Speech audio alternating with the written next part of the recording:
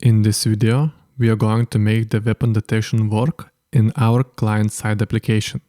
Let's get started. Here's the file that we have created in the previous video. Open the client side, create a new folder called weights and put the file within it.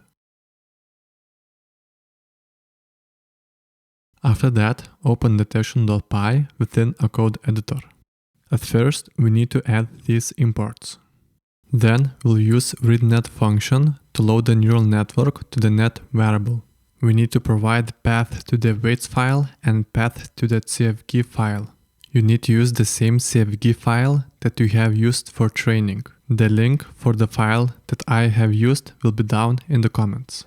Download the file and place it on the desktop.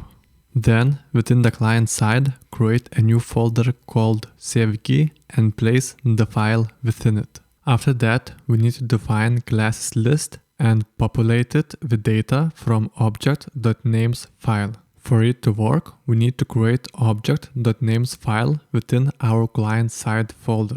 Within it, write object's class name. In my case, it is a handgun. Then we need to define layer names, output layers, and colors. Output layers will be used by OpenCV and colors to color the detection box. Also, we need to define font and starting time.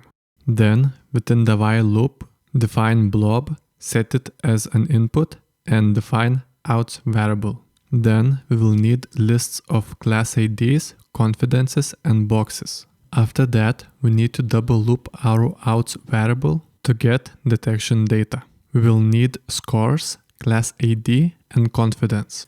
Then, if confidence is higher than 98%, we will calculate dimensions of the box.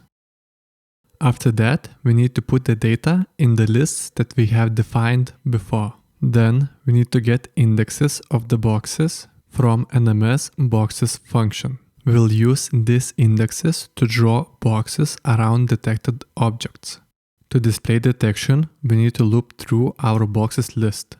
If the box is within indexes, we will get coordinates of the box, detection label, confidence, and color. To draw the rectangle, we will use CV2 rectangle function. Within it, we need to provide frame, coordinates, color, and the thickness of the line. To display the label, we will use CV2 putText function. Here we provide frame, label plus confidence, position, font scale, color, and thickness.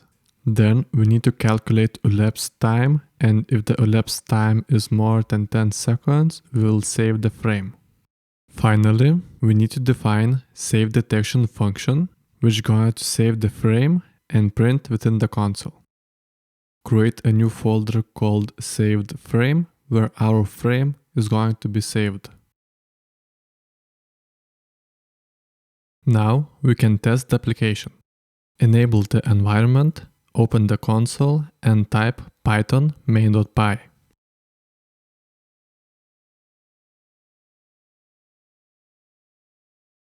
Now, if I show the weapon, we can see that it is detected and the percentage of accuracy is shown.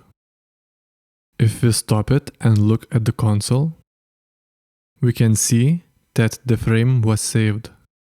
You can take a look at the saved frame within the saved frame folder. Thank you for watching this video, and the next one will start with the server-side application. If you would like to see more videos like this, consider subscribing and see you in the next video.